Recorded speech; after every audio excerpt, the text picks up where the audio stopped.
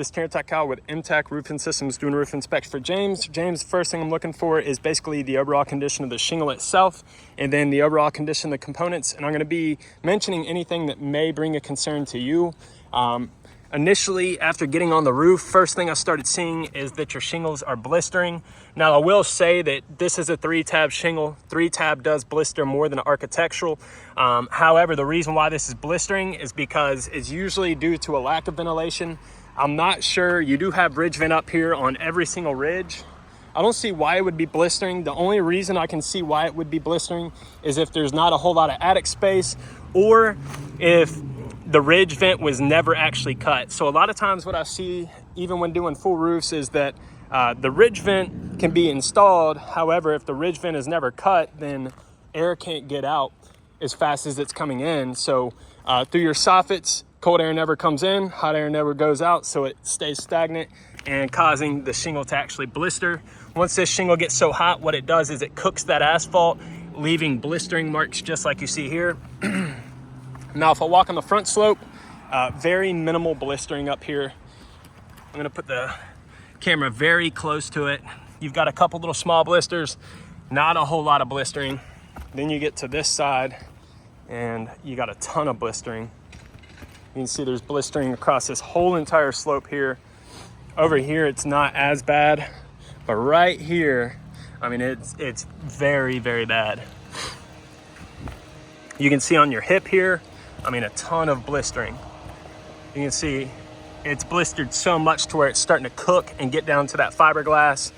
Now, I will say the roof is not in horrible condition other than this blistering. And then on this lower slope, this is a 212 slope, meaning that it's more flat than this predominant slope. And what I would recommend here is you can either go with a modified bitumen, which is a rolled roof system, or you can go with ice and water shield with shingles over it, or 2 layers of synthetic felt. If I had to guess, there's only 1 layer of felt under here.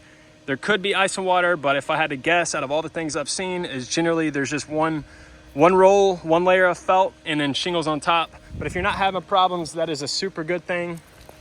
But like I said, going over the condition of the roof itself, the condition of the components, I would recommend putting UV colors on these. But if we build the roof, of course, we put a new pipe boot and then we put a UV color around it.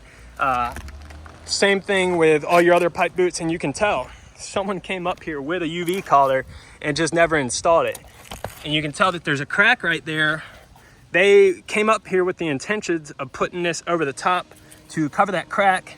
And I don't know what happened, but this was never installed. So I will install that today. Another one right there, I'll seal this up for you so that it's not leaking. This one is just super sealed up. Looking at the back slope here,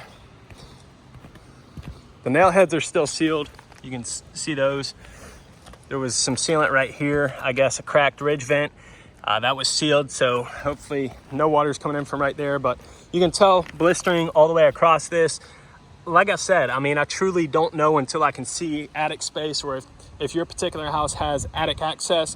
It might not. Another thing that I wanted to mention is the gutter guards. So these are older style gutter guards. If we did do this job, I would say that need to think about either redoing these or, having us reset them, because you can tell that a lot of them are unclipped right there, unclipped. They're just old style, and that's what happens with the older style, especially if they're old like these. They're coming unclipped pretty much all the way through and through. Not a whole lot of debris, but I will say, is the roof in the best condition? Roof's not in the best condition. Is it in the worst condition I've seen? It's absolutely not in the worst condition. You're not seeing any leaks. Some of the things that I have seen is rusted components. All your nail heads are sealed up, which is a good thing to see.